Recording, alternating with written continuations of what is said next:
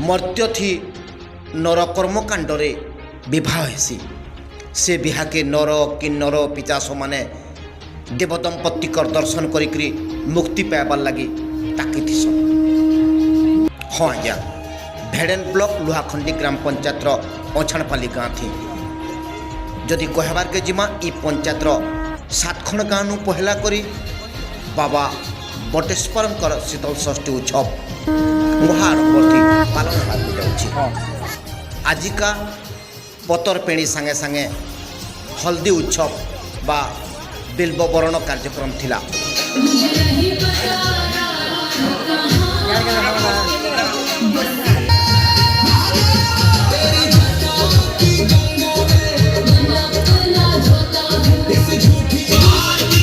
हाँ गुड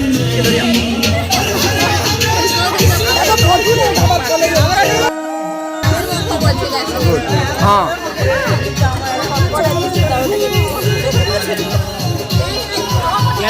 हाँ कन्या पिता काना कहूचन बर पिता काना कहूचन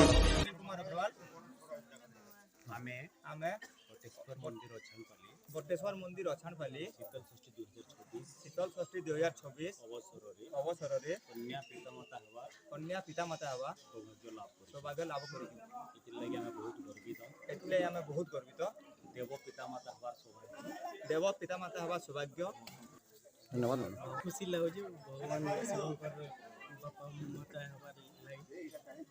आओ मंदिर कमिटी मुख्य काना कहूचन जे सुनमा बाबा बटेश्वर जय हो मुई कहवार लगी चाहूचे आमे माने तो मात्र निमित्त मात्र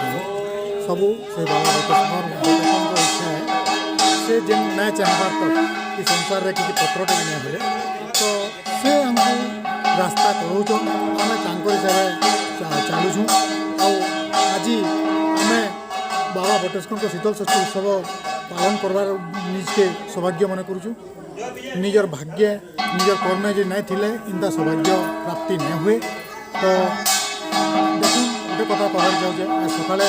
महाजलसाई महोत्सव अनुष्ठित अति सुरुखुरु पटिगला तार परवर्ती कार्यक्रम आमर जेनटा कि भगवान पतर पेणी उत्सव है कि बेलवावरण है ये सब जिनस यहाँ आम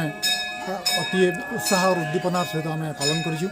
आ दीर्घ 3 दिन धरी उत्सव चलवा और ग्रामवासी बृंद अति निष्ठार सह अति उत्साह सहित समस्ते ये उत्सव रे सामिल हे आओ अपेक्षा करी थाऊ कैल पूरा भावे